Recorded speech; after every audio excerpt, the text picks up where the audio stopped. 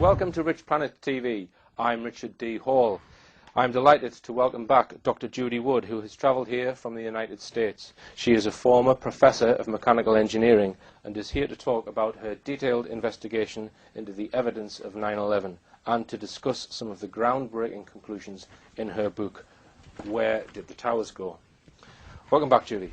Thank you. Now, we discussed quite a lot of the evidence last week, and I just want to ask you that there are a lot of people in the 9/11, well, they call it the 9/11 Truth Movement. There are various different groups, and they're saying we need a new investigation. Would you agree with them? Not really, because investigation means to look at the evidence. Mm-hmm. And here's the evidence. Okay. You would think they'd be very interested in looking at this. Mm-hmm. And we were talking off camera about, you know, sort of the politics of this subject, shall we say. And when people have, well, indirectly, shall we say, tried to criticize your work, they've quoted things out of context, and they use terminology that you haven't used in your book. They use space beams. I've not actually No space beams mentioned. That word's not mentioned in this book. Or that concept. Or that concept. Okay. So just to make that clear for viewers, but you would say that you're qualified. You're qualified to be able to do such an investigation. Why haven't some of these other groups done their own investigation in the same way that you have, rather than calling for one? So they, you know, or attacking somebody who has. Right. Okay. One thing that I came to realize through this, and why I'm not a part of the truth movement per se, is that whoever planned 9/11, that was a pretty horrendous plan. Something that's planned that carefully, you wouldn't think they'd just forget to plan a cover-up. And or somebody who could, or an organization who could be that good at planning an event, would also be just as good to infiltrate those trying to expose it. Yeah. And it would be very well. So it's such a complicated issue. For me, if you're interested in the truth, just look for the truth. Kind of like aiming your compass heading there. Why go around in circles of what is or isn't whatever truth, and who's doing what, and why attack somebody else's work? If you're interested in the truth, just look for the truth. Okay. I couldn't agree more with that, Judy. Now, we spoke about the cars last week, and we said that, you know, some of them had their engines almost like just disappeared, basically, for no apparent reason. Now, do you know how many cars were actually had effects happen to them around the site of 9/11? It was said that it was 1,400 toasted cars, various places all around Manhattan. Right. And that's vehicles where there was enough remaining to call it a car, where there's some that were reported just totally disintegrated, to nothing left Now, to really. just clear this up for me. Where those cars were located, was anyone burned? Nope.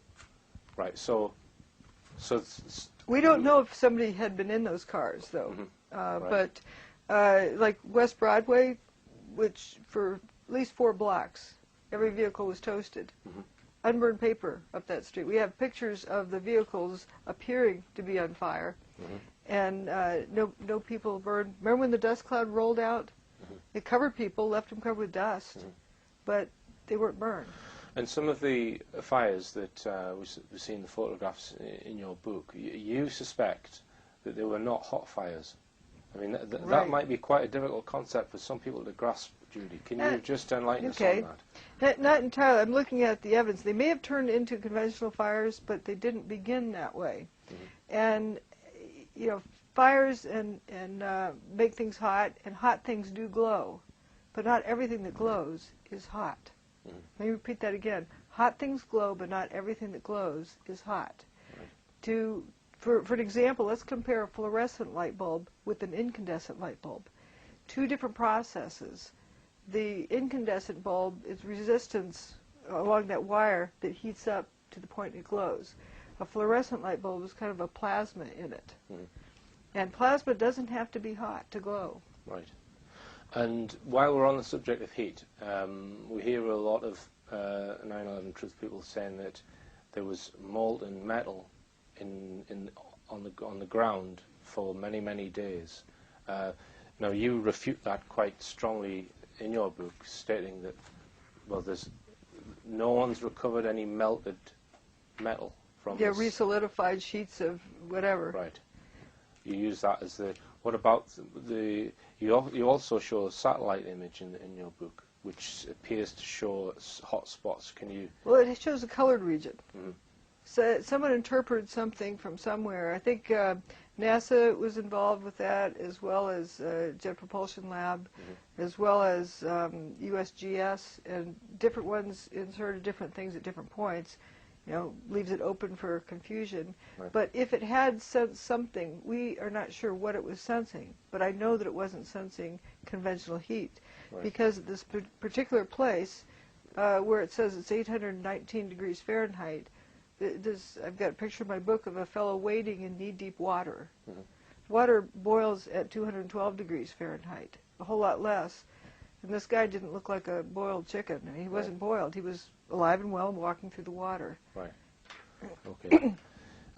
Now, you use a range of different words that you've come up with. Justification is the process by which somehow towers were literally just turned into powder.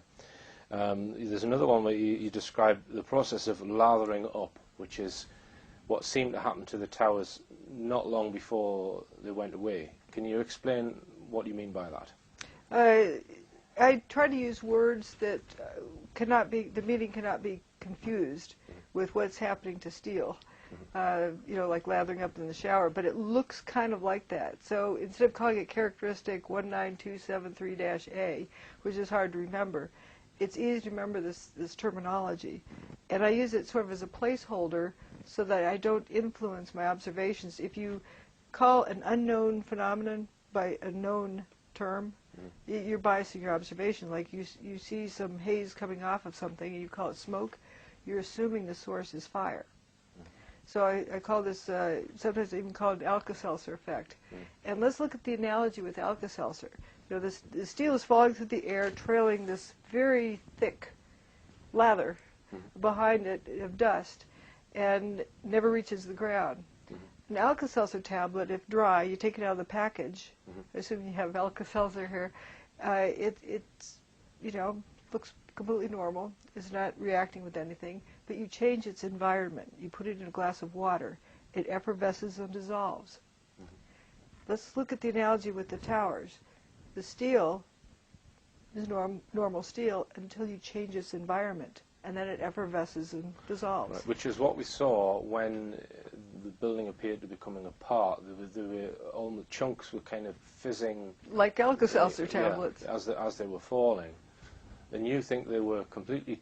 I mean, that must be quite a fast process for all that steel in 8 seconds to turn to dust. I don't think it took 8 seconds. Right. I think there's different processes, different rates for the different buildings. And I think from the beginning of when they got their holes, their plane-shaped holes, they began coming apart. And they came apart gradually throughout that hour and a half. And then the final demise, they really came apart. That was the final destruction. And I think it was in World Trade Center 2 where there was kind of a black donut appears in the side of the building with a black hole in the middle. With, I call it the exotic donut. The exotic donut.